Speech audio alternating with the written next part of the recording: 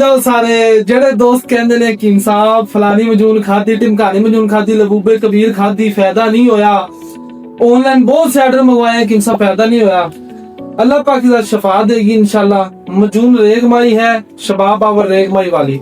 इसकी 12 मैं पहले भी तशहीर कर चुका हूँ, बनाने का फार्मूला भी बता चुका हूँ। अगर मेरा कैमरा आपको दिखा रहा है, ऊपर इंग्रेडिएंट्स लिखे गए हैं, ऊपर फायदे ख्वास लिखे गए हैं, और ये गारंटी वाली प्रोडक्ट है।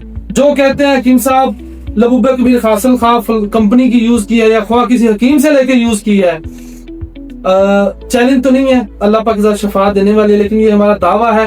अल्हम्दुलिल्लाह इसमें ओरिजिनल नर इसमें रेगमा इस्तेमाल की गई है। मादा तरील को पैदा करती है, गाढ़ा करती है, सीमन की मिकदार में इजाफा करती है।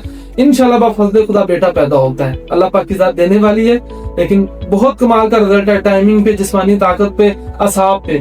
नीचे नंबर दिया गया, आप लोग राब्ता करें। वस्सलाम, अल्लाह हाफिज।